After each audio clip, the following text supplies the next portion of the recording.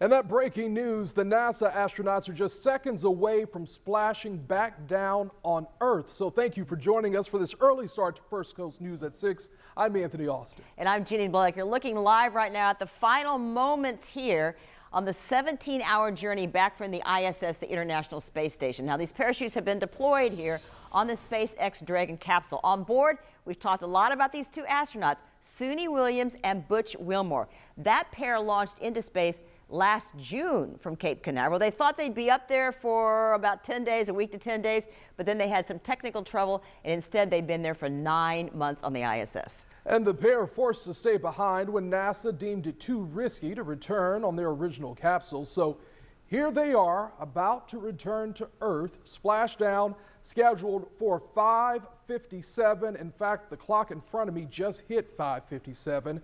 This is all happening off of Florida's Gulf Coast. So to tell you a little bit about what you're seeing here, the capsule going through the atmosphere just moments ago, the heat shields able to withstand extreme temperatures as high as 3,500 degrees, Jeannie. And you saw their faces. That was fascinating to see their faces live. You're wondering what on earth they're thinking. I mean, they've been through so much, and they know they've got to face a lot when they come back. And when they re-enter the space atmosphere, the capsule was falling really fast right there. Well, before this, it would be 350 miles per hour. Then once these parachutes get up, it's almost like school zone speed. It was about 15 miles per hour there. It slows way down. And so once the capsule hits the water, that's what we're waiting on right now, for the capsule to hit the water. A fleet of recovery ships will move in with teams from SpaceX and NASA on board.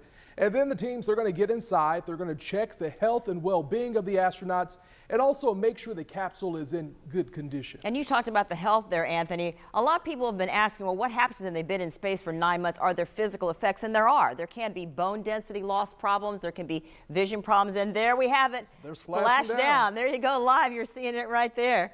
And then also they say that sometimes when you've been in space, you're used to things float. And so they could be in the kitchen and they'll drop a dish and go, oh shoot, it shattered. I forgot it's not going to float away. But I don't know if there's cheering in there right now or if they're just quiet, but that's been a long time up there, 9 months. Yeah, and you know, they said in previous interviews, they actually didn't mind being up there for that long. They kind of enjoyed it, but I'm sure that they are happy to be here back home, here on Earth. Once again, you're seeing that capsule right there splashing down in the water.